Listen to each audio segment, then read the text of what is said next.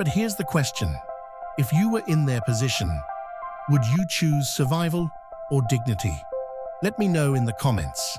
And subscribe if you want more stories about the darkest moments in history. You're standing in chains. The streets of Rome are roaring like a stadium before a championship game. But the crowd isn't cheering for you. They're cheering for your humiliation. Your kingdom is gone, your army crushed, your palace burned to ash. Now, you're the final trophy. As a captured queen, forced to march through the streets of the most powerful empire on earth. Children throw dirt at you. Soldiers shove you forward with spears. And ahead of you waits the Roman general, riding in a golden chariot like a god. This is the Roman triumph.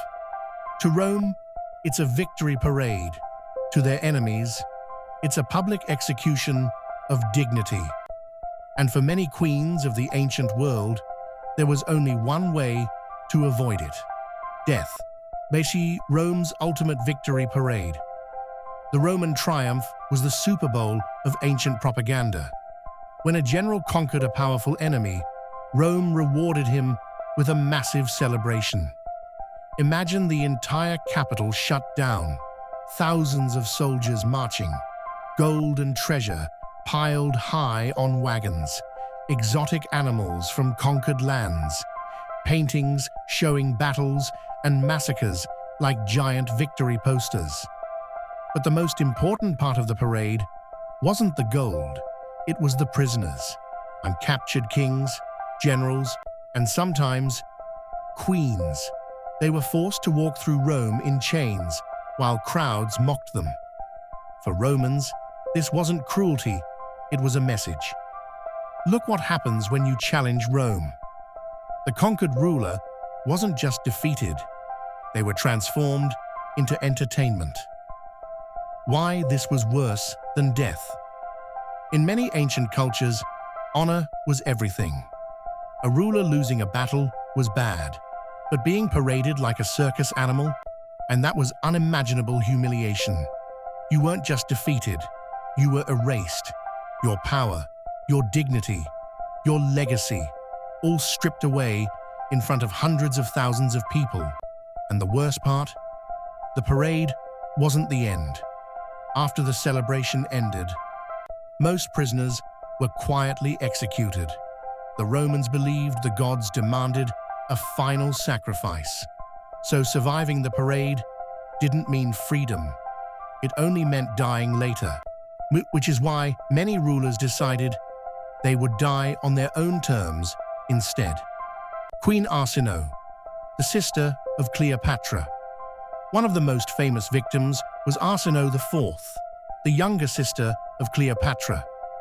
During Rome's civil wars, Arsinoe rebelled against Cleopatra and Julius Caesar. For a moment, she almost won.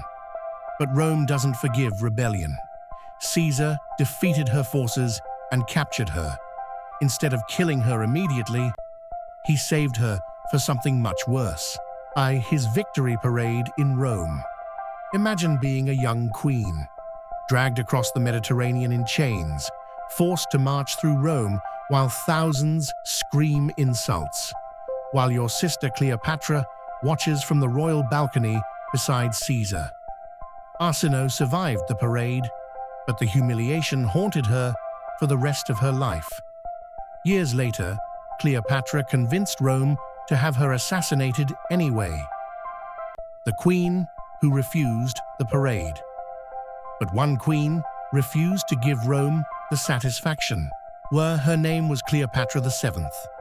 After losing the war against Octavian, the future Emperor Augustus, Cleopatra knew exactly what would happen. Rome had a plan. They wanted her alive, not as a ruler, but as the ultimate trophy. Imagine it.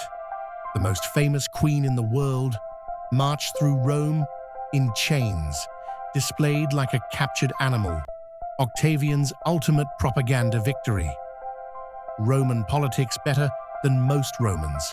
And if she lived, she would become their symbol of conquest. So she made a decision. She chose death instead. The snake that broke an empire's plan. Legend says Cleopatra locked herself in her chamber. A basket was brought inside.